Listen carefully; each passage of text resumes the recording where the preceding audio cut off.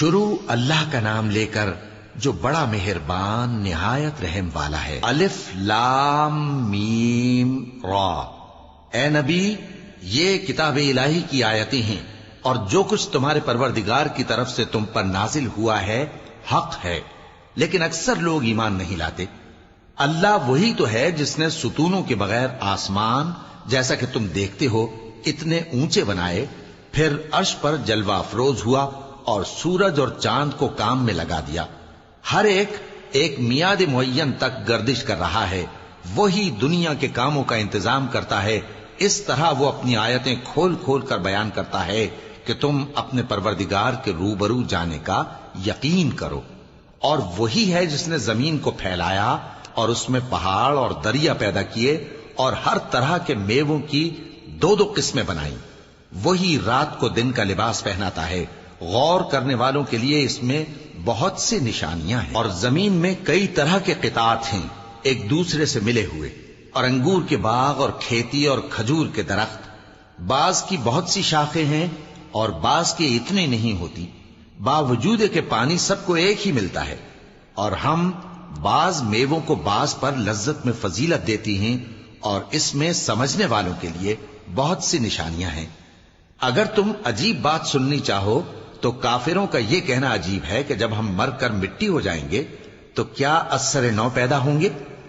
یہی لوگ ہیں جو اپنے پروردگار سے منکر ہوئے ہیں، اور یہی ہیں جن کی گردنوں میں طوق ہوں گے، اور یہی اہل دوزخ ہیں کہ ہمیشہ اس میں جلتے رہیں گے۔ اور یہ لوگ بھلائی سے پہلے تم سے برائی جلدی سے مانگتے ہیں، یعنی طالب عذاب ہیں، حالانکہ ان سے پہلے عذاب واقع ہو چکے ہیں۔ اور تمہارا پروردگار لوگوں کو باوجود ان کی بے انصافیوں کے معاف کرنے والا ہے، اور بے شک تمہارا پروردگار سخت عذاب دینے والا ہے۔ اور کافر لوگ کہتے ہیں کہ اس پیغمبر پر اس کے پروردگار کی طرف سے کوئی نشانی کیوں نازل نہیں ہوئی؟ اے نبی، تم تو صرف خبردار کرنے والے ہو، اور ہر ایک قوم کے لیے رہنما ہوا کرتا ہے۔ اللہ ہی اس بچے سے واقف ہے جو عورت کے پیٹ میں ہوتا ہے، اور وہی پیٹ کے سکڑنے اور بڑھنے سے بھی واقف ہے، اور ہر چیز کا اس کے ہاں ایک اندازہ مقرر ہے۔ وہ چھپی اور ظاہر چیزوں کا جاننے والا ہے، سب سے بزرگ ہے، عالی رتبہ ہے۔ کوئی تم میں سے چپکے سے بات کہے یا پکار کر، یا رات کو کہیں چھپ جائے یا دن کی روشنی میں کھلم کھلا چلے پھرے، اللہ کے نزدیک برابر ہے۔ اس کے آگے اور پیچھے اللہ کے چوکیدار ہیں جو اللہ کے حکم سے اس کی نگرانی کرتے ہیں۔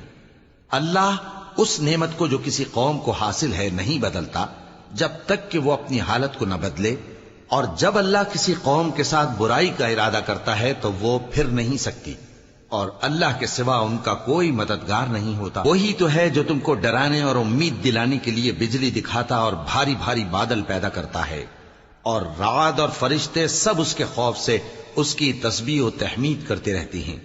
اور وہی بجلیاں بھیجتا ہے، پھر جس پر چاہتا ہے گرا بھی دیتا ہے، جبکہ وہ اللہ کے بارے میں جھگڑتے ہیں، اور وہ بڑی قوت والا ہے۔ کام کا پکارنا تو اسی کا ہے، اور جن کو یہ لوگ اس کے سوا پکارتے ہیں وہ ان کی پکار کو کسی طرح قبول نہیں کرتے، مگر اس شخص کی طرح جو اپنے دونوں ہاتھ پانی کی طرف پھیلا دے تاکہ دور ہی سے اس کے منہ تک آ پہنچے، حالانکہ وہ اس تک کبھی بھی نہیں آ سکتا۔ اور اسی طرح کافروں کی پکار بیکار ہے۔ اور جتنی مخلوقات آسمانوں اور زمین میں ہے، خوشی سے یا ناخوشی سے اللہ کے آگے سجدہ کرتی ہے، اور ان کے سائے بھی صبح و شام سجدے کرتی ہیں۔ چونکہ آیت سجدہ تلاوت کی گئی ہے، لہذا سامعین پر سجدہ واجب ہے۔ ان سے پوچھو کہ آسمانوں اور زمین کا پروردگار کون ہے؟ تم ہی کہہ دو کہ اللہ۔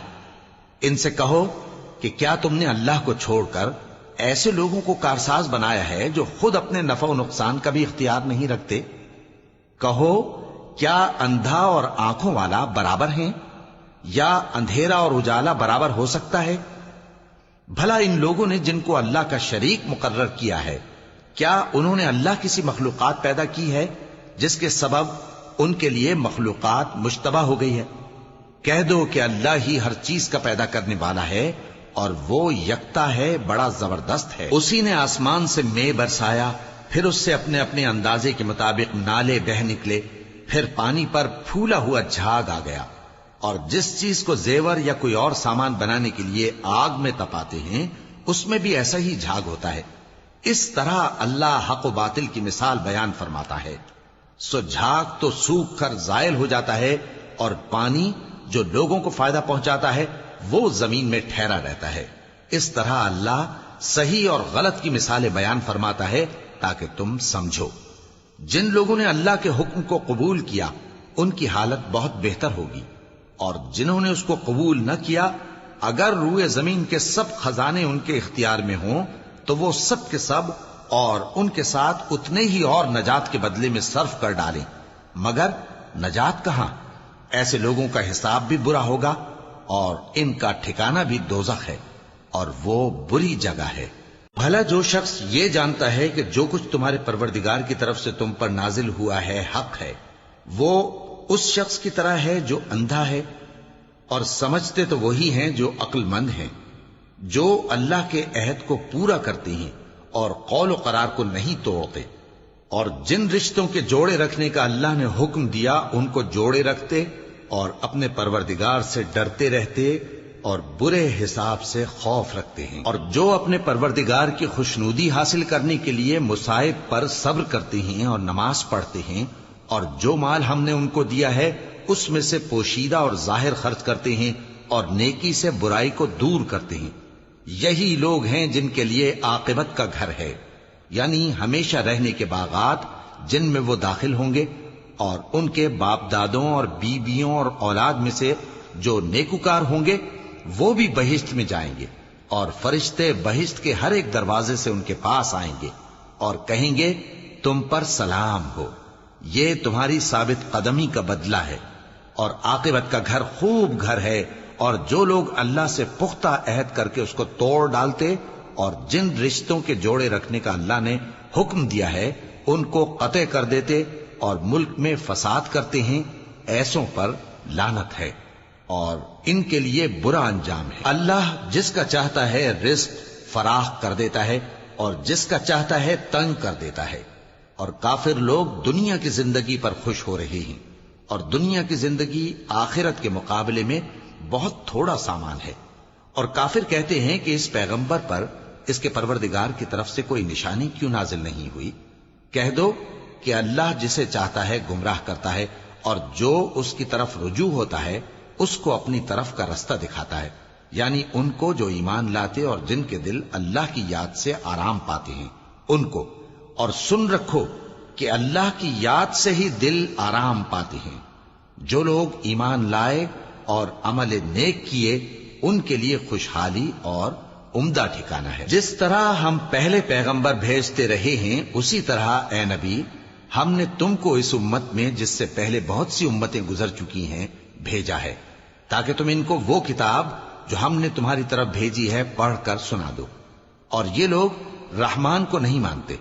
کہہ دو وہی تو میرا پروردگار ہے، اس کے سوا کوئی معبود نہیں، میں اسی پر بھروسہ رکھتا ہوں اور اسی کی طرف رجوع کرتا ہوں۔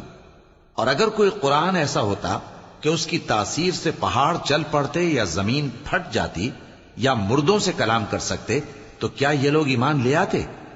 بات یہ ہے کہ سب باتیں اللہ کے اختیار میں ہیں، تو کیا مومنوں کو اس سے اطمینان نہیں ہوا کہ اگر اللہ چاہتا تو سب لوگوں کو ہدایت کے رستے پر چلا دیتا؟ اور کافروں پر ہمیشہ ان کے اعمال کے بدلے آفت آتی رہے گی یا ان کے مکانات کے قریب نازل ہوتی رہے گی یہاں تک کہ اللہ کا وعدہ آ پہنچے۔ بے شک اللہ وعدہ خلاف نہیں کرتا۔ اور تم سے پہلے بھی رسولوں کے ساتھ تمسخر ہوتے رہے ہیں، تو میں نے کافروں کو مہلت دی، پھر میں نے ان کو پکڑ لیا، سو دیکھ لو کہ میرا عذاب کیسا رہا۔ تو کیا وہ جو ہر شخص کے اعمال کا نگراں و نگہبان ہے وہ بتوں کی طرح بے علم و بے خبر ہو سکتا ہے؟ اور ان لوگوں نے اللہ کے شریک مقرر کر رکھے ہیں، ان سے کہو کہ ذرا ان کے نام تو لو۔ کیا تم اسے ایسی چیزیں بتاتے ہو جو روئے زمین پر ہیں اور اسے معلوم نہیں، یا تم لوگ محض سطحی بات کی تقلید کرتے ہو؟ اصل یہ ہے کہ کافروں کو ان کے فریب خوبصورت معلوم ہوتے ہیں اور وہ ہدایت کے رستے سے روک لیے گئے ہیں، اور جسے اللہ گمراہ رہنے دے اسے کوئی ہدایت کرنے والا نہیں۔ ان کو دنیا کی زندگی میں بھی عذاب ہے اور آخرت کا عذاب تو بہت ہی سخت ہے، اور ان کو اللہ کے عذاب سے کوئی بھی بچانے والا نہیں۔ جس جنت کا پرہیزگاروں سے وعدہ کیا گیا ہے اس کی شان یہ ہے کہ اس کے نیچے نہریں بہ رہی ہیں، اس کے پھل ہمیشہ باقی رہنے والے ہیں اور اس کے سائے بھی۔ یہ ان لوگوں کا انجام ہے جو متقی ہیں، اور کافروں کا انجام دوزخ ہے۔ اور جن لوگوں کو ہم نے کتاب دی ہے وہ اس کتاب سے جو تم پر نازل ہوئی ہے خوش ہوتی ہیں، اور بعض فرقے اس کی بعض باتیں نہیں بھی مانتے۔ کہہ دو کہ مجھ کو یہی حکم ہوا ہے کہ اللہ ہی کی عبادت کروں اور اس کے ساتھ کسی کو شریک نہ بناؤں۔ میں اسی کی طرف بلاتا ہوں اور اسی کی طرف مجھے لوٹنا ہے۔ اور اسی طرح ہم نے اس قرآن کو عربی زبان کا فرمان بنا کر نازل کیا ہے، اور اگر تم علم آ جانے کے بعد ان لوگوں کی خواہشوں کے پیچھے چلو گے تو اللہ کے سامنے کوئی نہ تمہارا مددگار ہوگا اور نہ کوئی بچانے والا۔ اور اے نبی، ہم نے تم سے پہلے بھی پیغمبر بھیجے تھے اور ان کو بیویاں اور اولاد بھی دی تھی، اور کسی پیغمبر کے اختیار کی بات نہ تھی کہ اللہ کے حکم کے بغیر کوئی نشانی لے آتا۔ ہر حکم قضا کتاب میں لکھا ہوا ہے۔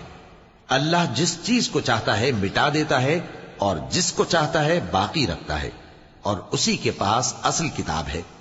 اور اگر ہم کوئی عذاب جس کا ان لوگوں سے وعدہ کرتے ہیں تمہیں دکھائیں، یعنی تمہارے روبرو ان پر نازل کریں، یا تمہاری مدت حیات پوری کر دیں، یعنی تمہارے انتقال کے بعد عذاب بھیجیں، تو تمہارا کام ہمارے احکام کا پہنچا دینا ہے اور ہمارا کام حساب لینا ہے۔ کیا انہوں نے نہیں دیکھا کہ ہم زمین کو اس کے کناروں سے گھٹاتے چلے آ رہے ہیں؟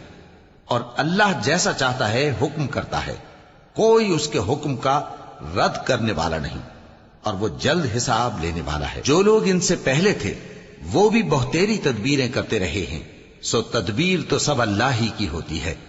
ہر شخص جو کچھ کر رہا ہے اللہ اسے جانتا ہے، اور کافر جلد معلوم کر لیں گے کہ آخرت میں اچھا انجام کس کے لیے ہوتا ہے۔ اور کافر لوگ کہتے ہیں کہ تم پیغمبر نہیں ہو۔ کہہ دو کہ میرے اور تمہارے درمیان اللہ اور وہ شخص جس کے پاس کتاب آسمانی کا علم ہے بطور گواہ کافی ہے۔